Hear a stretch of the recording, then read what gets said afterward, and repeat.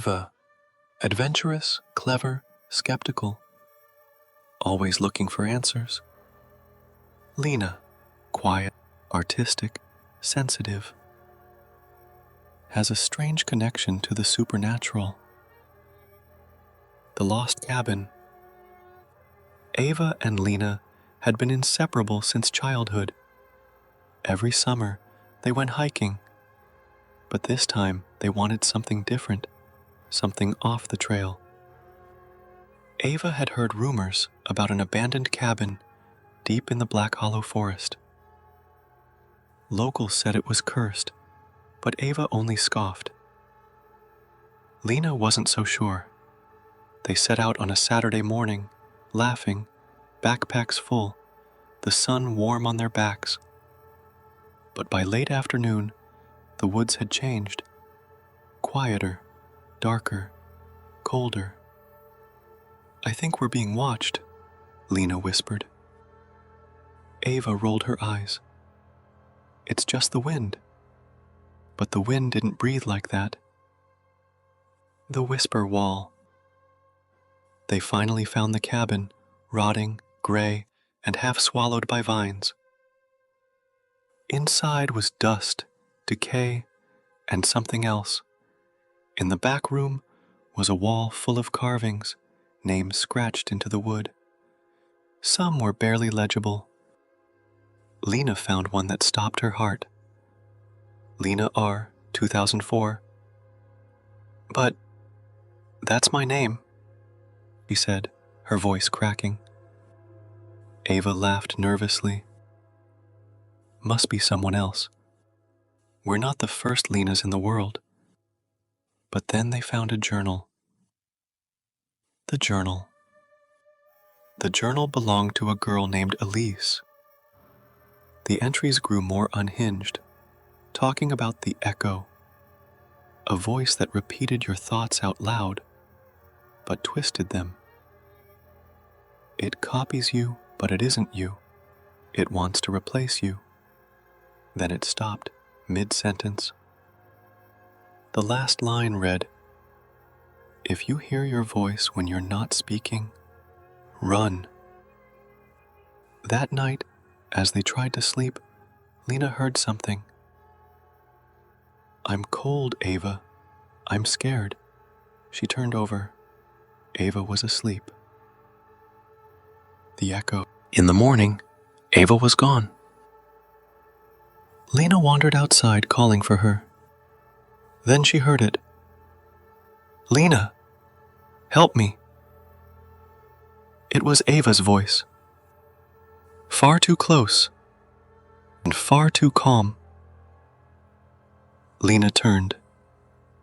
Ava stood there, but her eyes were wrong, black, like a pit. "You shouldn't have read the journal," the thing said in Ava's voice. Lena ran. She didn't stop until she was back at the edge of the forest. When she finally made it home, she turned on the news. Ava Reynolds. Missing since 2004. Last seen near Black Hollow. But Lena had just gone in with her, yesterday. Hadn't she? To be continued. Lena couldn't sleep. She kept seeing Ava's face, or the thing that wore her face. In a panic, she checked her phone. Maybe there was a photo of them at the cabin. Proof. Something. There was only one picture in her gallery. A selfie. Just Lena. And something blurry over her shoulder. Something with black eyes. She dropped the phone. The visitor. The next day, Lena tried to forget. She told herself it was a hallucination, stress, lack of sleep. But then someone knocked at the door. She opened it. It was Ava, smiling, normal. "Where have you been?" Lena gasped. Ava tilted her head. I never left.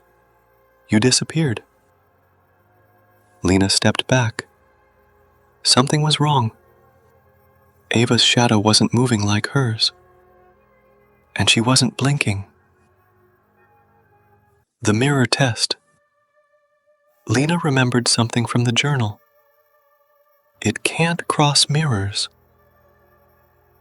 She grabbed a hand mirror from the bathroom and pointed it at Ava. Ava hissed, literally hissed, and backed away like she was burning. You remember too much, the thing snarled. It twisted, cracked, shifted, and ran, its shape melting as it fled into the street. Lena dropped to the floor, shaking. The echo was real. The research. Lena drove 3 towns over to a dusty library. She found an old local history book. There it was.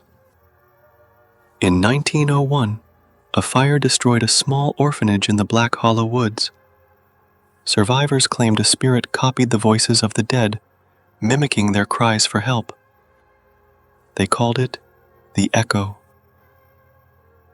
Another passage. It cannot create. It can only copy. It needs you to believe it's real. Ava, the real one. Lena, she croaked. But before Lena could unlock the cage, she heard her own voice. Behind her, you shouldn't have come back. Lena froze. Behind her, she heard her own voice, perfectly copied. You shouldn't have come back. She turned slowly. Standing there was herself. The same clothes, same eyes, same face. Not the same soul. The echo smiled. She believed I was you once. That's all I needed. Ava's warning. Inside the cage, Ava gasped. It tried to become you when I was locked here. I wouldn't let it. Lena tossed salt in a circle around Ava's cage. The echo laughed. You think salt will stop me? Mirrors? I've lived in hundreds of faces. You're just another voice to steal. Lena held up the hand mirror, pointing it at the echo.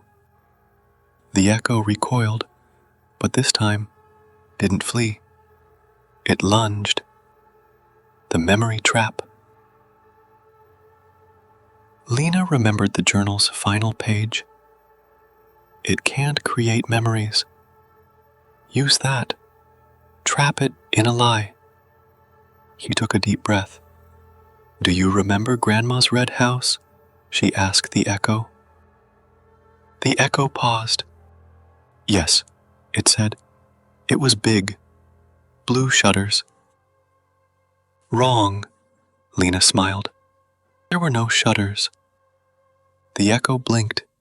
Its shape flickered. No, it said, voice cracking.